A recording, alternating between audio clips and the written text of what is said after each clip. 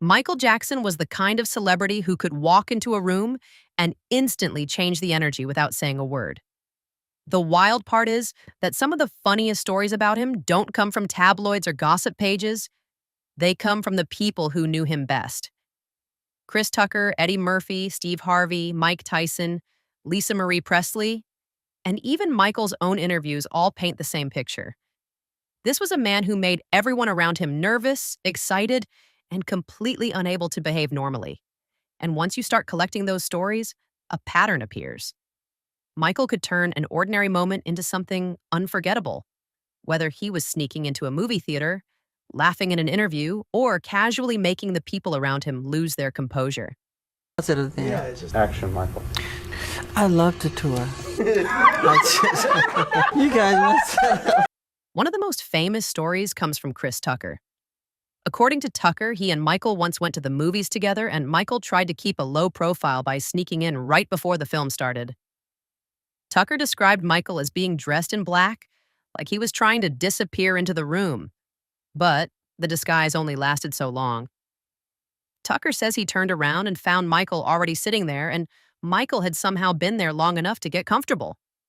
Then, according to Tucker, the moment the movie started, Michael became the loudest person in the theater. That contrast is exactly what makes the story work. The world's most famous man trying to hide, then completely forgetting to stay hidden once the film begins.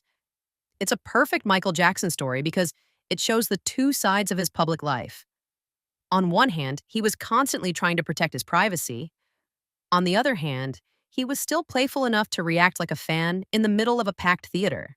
Michael got to sneak in the movie right before it starts. So Michael coming in like with a ninja suit on, he's hiding and all black. All of a sudden, I'm sitting there, where's Michael? And then I turn around, he's like, hey, Chris. I'm like, oh, man. How long you been here? About 5 minutes. I'm sorry. Security bring us popcorn and stuff. I'm like, he's trying to hide, Right. Here you go, Mr. Jackson. Yeah. And all of a sudden, we watching the movie, he's the loudest person in there. Really? Yeah, he's watching the movie like, hee. I said, Michael, would you shut up before people see you? I'm sorry. It was funny, Chris. Yeah. Michael's private life was usually protected very carefully, which is why interviews with Lisa Marie Presley drew so much attention. When they appeared together, people expected polished answers, but the dynamic was often awkward in a very human way. In one exchange, when asked whether they would record music together, Lisa Marie immediately pushed back on the idea, and Michael appeared amused by how defensive the moment became. You're going to sing together? No. I would love to sing with you. Would you like to sing with me? You don't sing? I don't sing. I did sing, but that's not why I married Michael. I don't need that. That's ridiculous. If I wanted it, I'm not going to marry someone for a recording career, just to clear that up as well.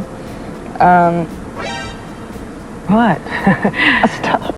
That's important because it shows how Michael's relationships often played out under pressure. Even a simple question could turn into a moment that revealed tension, humor, or embarrassment in real time.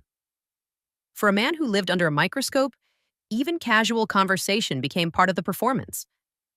He also had a habit of shutting down questions he didn't want to answer.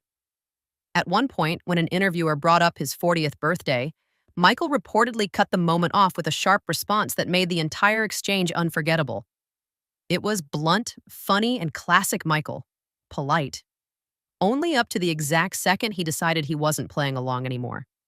Michael didn't just control interviews, he controlled rooms. At award shows and performances, and even during speeches, he had a way of making every moment feel deliberate.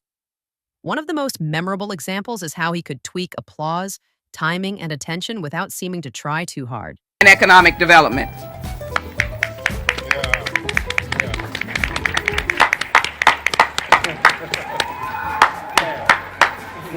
That wasn't loud enough. That sense of control made him different from most celebrities. He wasn't just reacting to the room, he was directing it. Whether he was thanking people, pausing for effect, or steering the attention back to himself, Michael always seemed to know exactly what kind of emotional response he wanted. Even his family could become part of the joke. At one award speech, he reportedly gave a brief, sly mention of his brothers, including Jermaine, in a way that sounded affectionate but also subtly playful. Michael had a rare talent for making a public moment feel personal without losing the crowd. Chris Tucker's stories about Michael are some of the funniest because they come from a place of real admiration. Tucker has said that Michael once gave him a flat screen TV after he simply complimented it, and then he started joking about what else he could casually admire around the room. That's the kind of story that only works if the person telling it still sounds half shocked by the generosity years later. According to Tucker, that moment led to him jokingly testing the boundaries by complimenting a Rolls-Royce too. Michael's response, at least in Tucker's telling, made it clear that admiration did not automatically mean free ownership. That little exchange says a lot about both of them. Tucker was always trying the joke, and Michael was always quick enough to answer it. The reason people love that story is because it turns Michael into something more than an untouchable icon. It shows him as playful, generous, and aware that his friends were absolutely going to try to get one over on him if they could. I was just complimenting a flat screen TV he had, and he gave it to me. I was like, Michael, I didn't want the TV. But then the black came out of me. I started liking everything after that. I said, Mike, I like that Rolls Royce. That's a bad Rolls Royce. Not the old one, the new Rolls Royce, right there. He was like, you like it, Chris? I said, yeah, I like it. He said, you sure you like it? I said, yeah, I like it. He said, well, you better go buy one, because I ain't giving you my Rolls. The more stories you hear about Michael, the more it feels like he lived in a universe where ordinary rules did not apply. Steve Harvey told a story about driving Michael somewhere in secret, only for the whole plan to collapse once Michael rolled down the window and people recognized him immediately. In that moment, secrecy was over before it really began. Eddie Murphy also had stories about Michael that showed how hard it was for people around him to stay serious. Michael could turn even a routine interaction into something awkward, funny, or unexpectedly theatrical. That was part of his power. He made everyone else feel like they were in the presence of something unreal, even when he was just being himself. So I'd like to thank, could you lift that up, please? I can't wait. Eddie, I need your help. It ain't working. Okay. Go like bend down. First, I'd like to thank, He said, Eddie, pull it up like I was working for him or something. And I started to do it too. I was like, yes, Mike. Wait, what am I doing? Mike Tyson's story added another layer. According to Tyson, a simple greeting interaction with Michael felt so off to him that he thought he had been dismissed or brushed aside. But once they actually connected, Tyson's view changed, and the story became another example of how Michael could confuse people at first and win them over later. Golden Dawn gives Michael Jackson the peace sign like this. Okay. Right, and then so Michael gives Dawn the peace sign, and so I give Michael the peace sign, and Michael put his hand down. Right. And I'm saying, but in a way, I said, did he play me? And no, he didn't play me. I said, let me just go and meet Mike. I just shot the record Undisputed Champ and everything a month ago, right? Yeah. Everybody's all over me in the dressing room, right? And he just went by the door, and he goes, where I know you from? I know you from somewhere, don't I? And I said, no, I just a fan. He just broke my ego, he crushed me. Yeah. I said, no, I'm just a fan. Pleasure to meet you, sir. He said, okay. And then he got out and went in the car. I said, that cold motherfucker. So I hated his guts forever, right?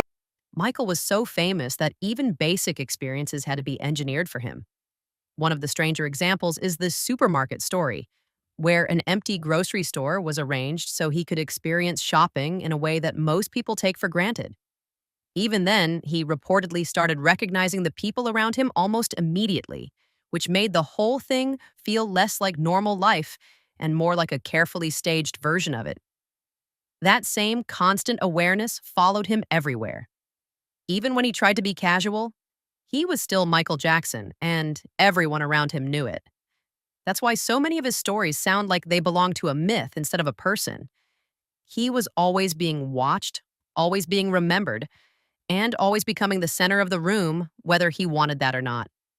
What makes these stories so powerful is not just the celebrity names attached to them. It's the way they reveal Michael Jackson as a deeply specific kind of star. One who could be shy, funny, theatrical, controlling, generous, and awkward all in the same hour. That complexity is why the stories never really get old.